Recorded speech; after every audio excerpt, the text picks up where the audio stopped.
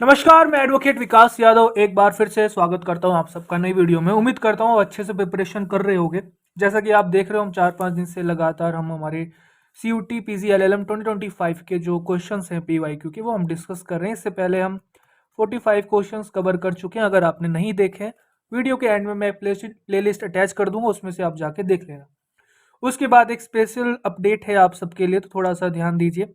Monday 12 जनवरी new batch शुरू हो रहा है आपका।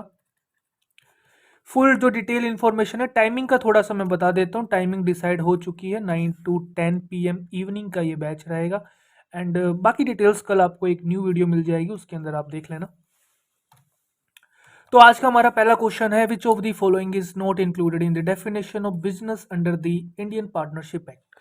सबसे पहली बात तो भाई, ये एक्ट पता नहीं क्यों, मुझे नहीं पता है, लेकिन CUT का काफी फेवरेट है, काफी क्वेश्चन पूछता है इससे। तो मैं आपको सजेस्ट करूंगा कि इस वाले एक्ट को थोड़ा सा आप फोकस्ड होके पढ़ो, ठीक है। क्योंकि क्वेश्चन आते हैं इसमें से क्वेश्चन डायरेक्ट सेक्शन नंबर पूछ लेता है या डेफिनेशन से पूछ लेता है, ठीक है। तो थोड़ा सा इंपॉर्टेंट है पार्टनर, पार्टनरशिप और जितने भी आपके सेक्शंस हैं उनका समरी वे में एक क्वेश्चन पूछ लेता है। यानी कि एक क्वेश्चन में आपके जो 4 ऑप्शंस हैं वो एक प्रकार से इंटरकनेक्शन सेक्शंस ही हैं वो। तो अगर आप थ्योरी वे में इसको एक बार रीड कर लेते तो सही रहेगा, ठीक है। तो बहुत ही बढ़िया बियर एक्ट है, इंपॉर्टेंट है एग्जाम पॉइंट ऑफ व्यू से। क्वेश्चन कह रहा है कि जो डेफिनेशन है बिजनेस की, इनमें से कौन सा उसके अंदर इंक्लूड नहीं होता। ट्रेड होता है, प्रोफेशन होता है, ऑक्यूपेशन होता है, हायरिंग नहीं होता है। This is your answer. Section 2 भी अगर आप पढ़ते हो बिजनेस का, इस बियर एक्ट में आपको आंसर दिखेगा, trade, occupation and profession. Next question we can say is from your professional ethics. जो आप एडवोकेट एक्ट पढ़ते हो, कंटेम्प्ट ऑफ कोर्ट एक्ट पढ़ते हो, उसके अंदर आप पढ़ते हैं। एंड प्रोफेशनल मिसकंडक्ट केसेस भी हम इसके अंदर पढ़ते हैं डिटेल में। वैसे AIB के स्टूडेंट्स 4 क्वेश्चन आते हैं AIB वालों के। And litigation point of view से ही थोड़ा सा इंपॉर्टेंट है। हालांकि ये AOR advocate on record supreme court का, उसके पेपर में भी आप देखोगे एथिक्स का एक पेपर होता है, तो उसमें भी थोड़े से आपको ये सब पढ़ना होता है चीज़ें। तो आपको बताना है इनमें से कौन सा केस बिलोंग नहीं करता है प्रोफेशनल एथिक्स या प्रोफेशनल अकाउंटेबिलिटी। अगर आप ध्यान से देखते हो तो एडवोकेट वगैरह ये बार काउंसिल ये तो पक्का करेगा ही करेगा, ठीक है। क्योंकि बार काउंसिल आपको तो पता है, स्टेट बार काउंसिल, BCI। आप अगर स्टेट बार काउंसिल के डिसिप्लिनरी कमेटी से खुश नहीं हो तो आप यहाँ पे अपील करते हो। आप BCI के डिसीजन से खुश नहीं हो तो फिर आप सुप्रीम कोर्ट में अपील करते हो। तो ये सब तो आपको पता है कि भाई ये 2 केस तो होने चाहिए इन रे एडवोकेट। एक ये केस है जो थोड़ा सा सुनने में अजीब लग रहा है, हालांकि ये थोड़ा मर्डर ट्रायल के ऊपर बेस्ड है एक केस, ठीक है। तो यही आपका आंसर है।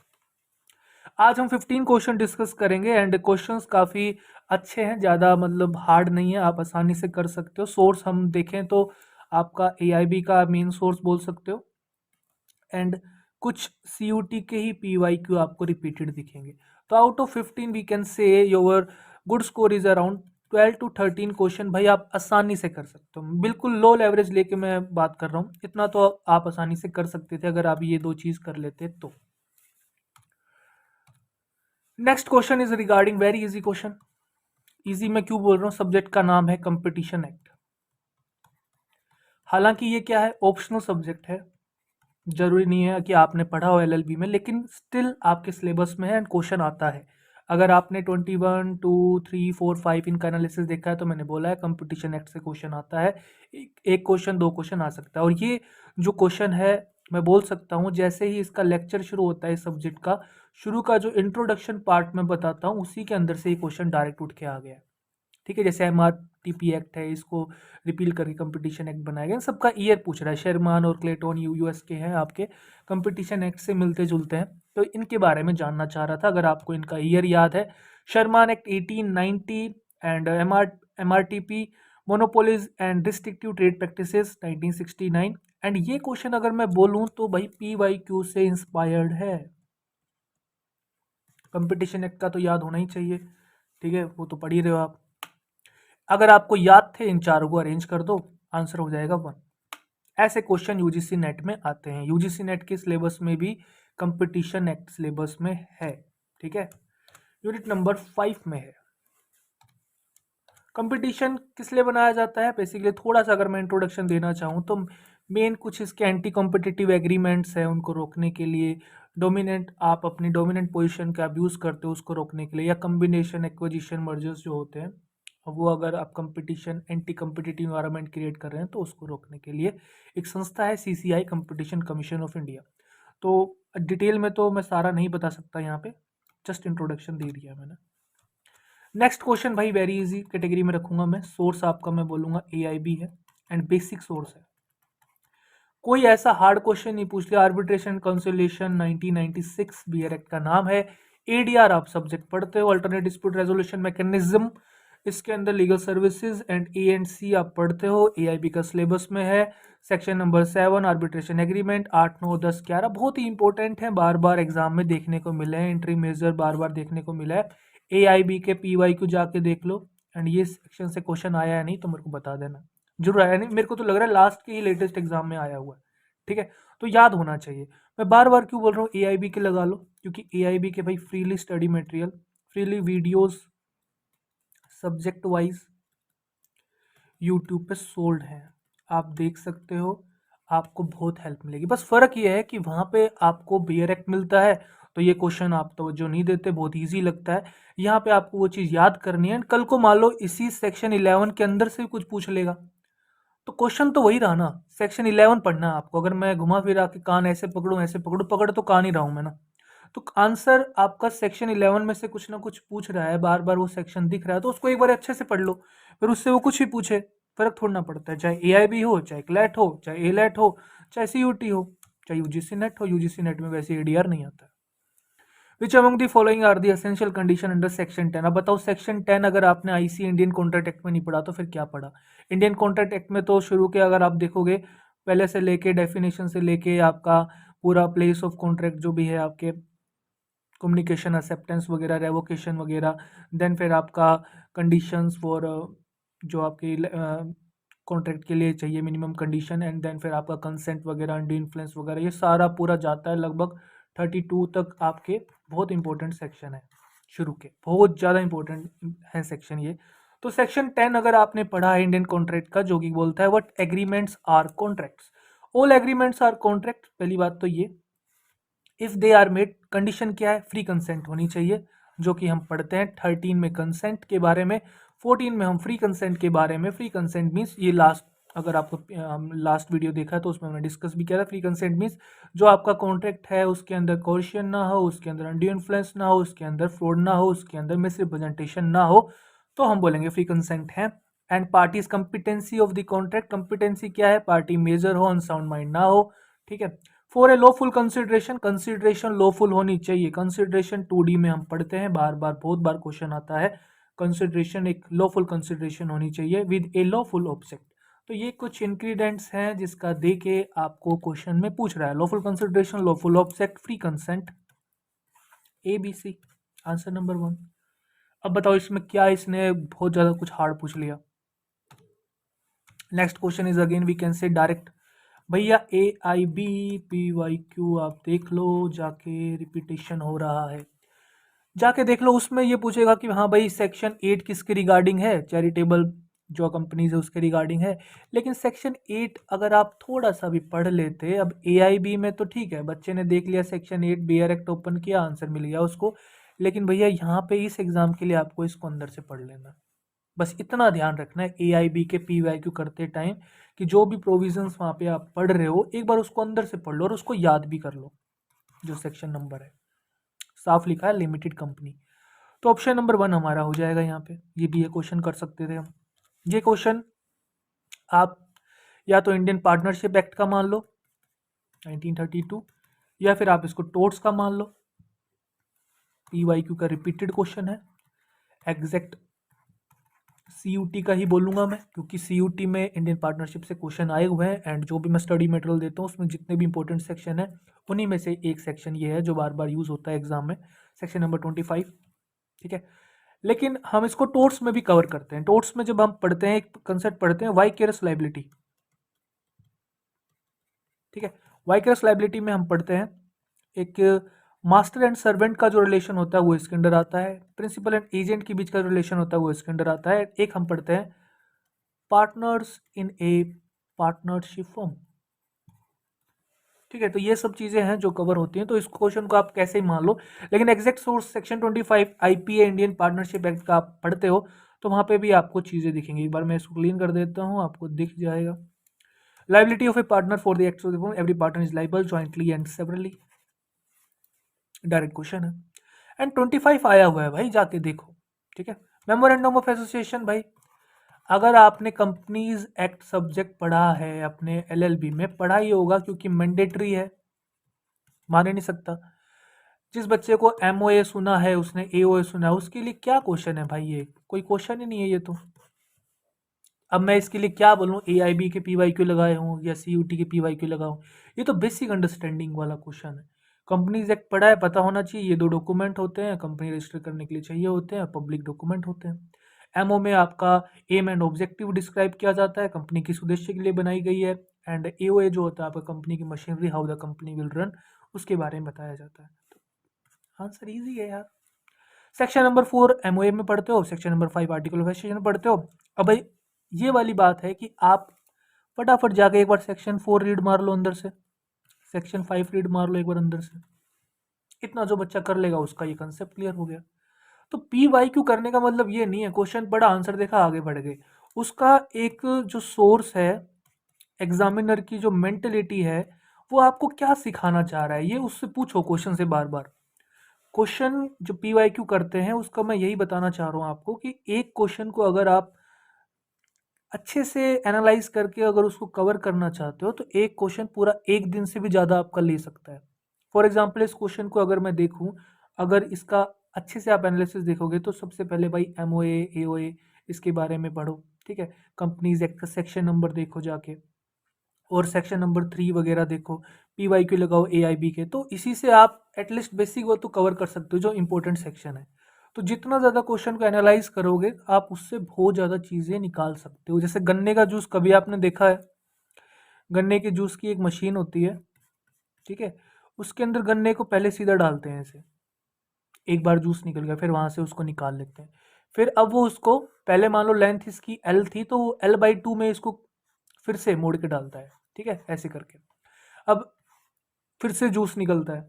देन फिर वो L/2 के बाद L/4 यानी कि जो हाफ था उसका भी हाफ करके फिर से वो मशीन के अंदर इंसर्ट करता है, एंड देन फिर से यहाँ से जूस निकलता है।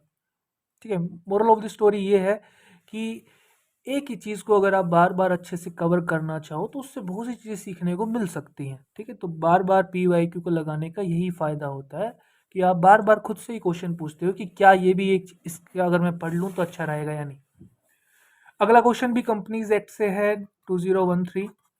ए company is vested with a distinct legal, अब देखो ये क्वेश्चन ए आई बी का पी वाई क्यू में जाके देख लो, आप सी यू टी के पी वाई क्यू में जाके देख लो, यूजीसी नेट के पी वाई क्यू में जाके देख लो, कोई भी एग्जाम उठा लो, क्लैट उठा लो, एलेट उठा लो, सब में दिखेगा। लेकिन सबसे इजी सोर्स में बता रहा हूँ, और इसको भी गोली मारो। अगर कंपनीज एक्ट पढ़ा है तो अगर आपने ये केस का नाम नहीं सुना, सैलोमन वर्सेस सैलोमन, तो फिर भाई टाटा बाय बाय, मैं आपको बोल सकता हूँ आज से ही।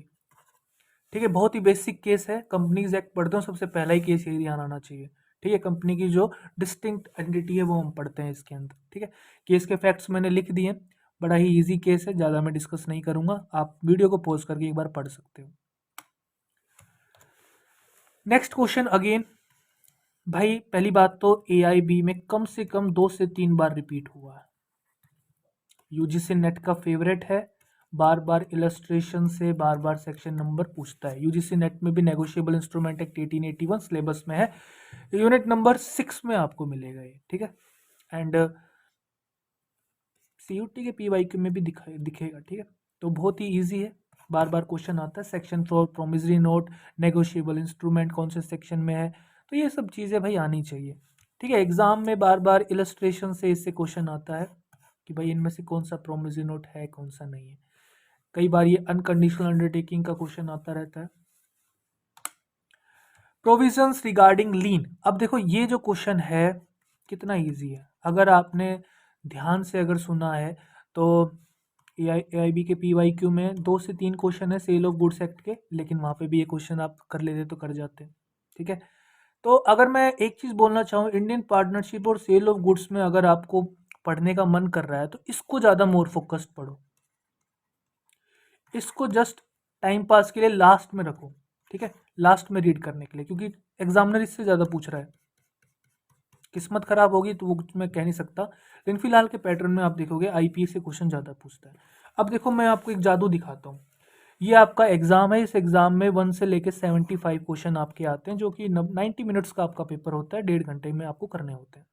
अगर आपने ध्यान से देखा हो, लास्ट टू लास्ट वीडियो में हमने एक क्वेश्चन किया था, question number 35, R D Saxena versus Balram Prasad का केस था आई थिंक, जिसके अंदर हमने पढ़ा था कि advocate not have a right of lean over clients documents और पेपर्स।